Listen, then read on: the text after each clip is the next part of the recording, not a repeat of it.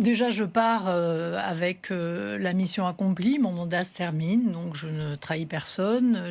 La campagne municipale s'est terminée également. Je l'ai menée jusqu'au bout en toute loyauté. Et aujourd'hui, je fais un choix.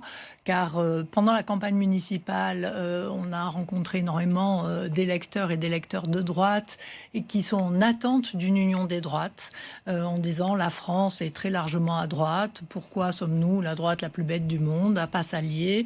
Donc ça, c'était le premier point. Et le deuxième point, c'est que dans cette famille politique, je ne doute absolument pas de la sincérité de Bruno Retailleau, mais il est coincé entre certains classiques qui refuse d'affirmer une droite telle qu'elle est attendue par les électeurs et par les adhérents de LR.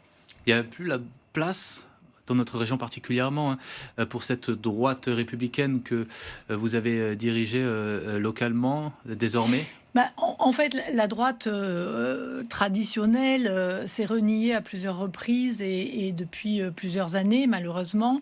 Et on voit bien que la campagne que nous avons menée sur un spectre large allant de Renaissance au LR n'a pas séduit nos électeurs et ne l'a pas séduit parce qu'ils ne se retrouvent pas dans un discours clair, dans une ligne politique claire. Et quand les gens et les électeurs ne se retrouvent pas dans cette ligne politique claire, ils ne votent pas pour vous. Donc, en fait, j'ai fait le choix de rejoindre Éric Ciotti, Olivier Fessa, le député marseillais, parce que lui aussi a vécu le même sentiment que moi, puisqu'il a été président des LR. Et il est parti parce qu'il voyait bien qu'en interne, il n'arriverait jamais à trouver les bons équilibres pour mener une politique de droite telle que une grande partie de l'électorat à laquelle une grande partie de l'électorat aspire. Vous comprenez que beaucoup d'adhérents LR, d'anciens collègues à vous, analysent ça, ils considèrent votre départ comme une trahison, comme une rupture? Je ne le ressens pas du tout comme ça, parce que j'ai reçu énormément de messages de personnes qui me soutiennent dans ma démarche, et notamment des adhérents LR qui me disaient « j'adhère parce que c'est toi, mais on te suit dans ta démarche ».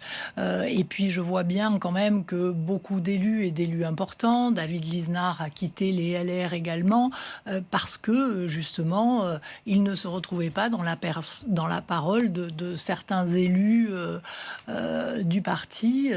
Voilà, donc je crois que c'est quelque chose qui est en route et qui se poursuivra. On a bien vu Marie-Pierre Callet hier qui a décidé de rejoindre, elle, le RN et qui mènera la liste des sénatoriales pour le RN, enfin la liste commune RN-UDR.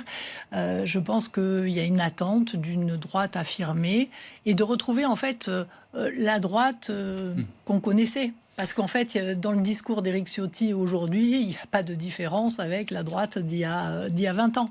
Donc en fait, les électeurs se sont déplacés et en fait, voilà, il faut se rendre à une certaine évidence. La chose toutefois quand même notable, c'est que Éric Ciotti, l'UDR, est un allié du Rassemblement national, le Rassemblement national que vous avez fermement combattu pendant de longues années, et lors de cette dernière campagne des municipales, je pense aussi dans le secteur notamment d'Éléonore Bèze. Quelle posture vous allez adopter maintenant au sein de cette nouvelle famille politique qui est alliée avec vos ennemis de toujours? Moi, aujourd'hui, j'ai fait un choix que j'assume et je pars pour de nouveaux combats parce que, en fait, je sens bien qu'il faut, et d'autres le sentent aussi, une droite forte pour réformer ce pays qui en a besoin. La lutte contre le narcotrafic, la sécurité, la lutte contre l'immigration, le développement économique, parce que ça, c'est quelque chose auquel je tiens, la libre entreprise, défendre l'entrepreneuriat, parce que c'est ce qui fait la richesse d'un pays. Donc voilà, ce sont sur ces sujets-là que moi, aujourd'hui, je m'engage. Le Rassemblement national n'est plus votre ennemi? Le Rassemblement national n'est pas mon ennemi. Aujourd'hui, on voit bien que, ne serait-ce qu'à Marseille, 40% des Marseillais ont voté pour Franck Alizio. Ce n'est pas le Rassemblement national qu'on a pu connaître. Aujourd'hui, il y a beaucoup de parlementaires du Rassemblement national qui sont des parlementaires qui se battent pour leur pays, pour leurs valeurs, pour leurs idées, sans pour autant être voilà, des fous furieux. Ce sont des gens raisonnables qui ont des convictions et qui les défendent. Donc cette décision marque pour vous le début d'un nouvel engagement électoral. Quelles sont vos ambitions politiques personnelles? Est-ce que vous avez un objectif sous cette nouvelle étiquette? On pense aux élections sénatoriales qui arrivent. Je ne sais pas pourquoi tout le monde focalise, en tout cas sur mon cas, les élections sénatoriales. Aujourd'hui, c'est Marie-Pierre Callet qui a été désignée tête de liste. Moi, en tout cas, je contribuerai à ce que la liste fasse le plus grand nombre de voix, bien entendu. Et puis, il y a d'autres combats, les présidentielles l'année prochaine, les législatives, les régionales et les départementales. On va avoir une succession d'élections qui se présentent. Et moi, je suis une combattante. Voilà, j'ai piloté ici de gros sujets, notamment pendant 10 ans à la tête d'Euroméditerranée, mais d'autres sujets également de développement du territoire. Et modestement, j'amène ma contribution pour justement faire en sorte de continuer à travailler pour le développement et le rayonnement de ce territoire.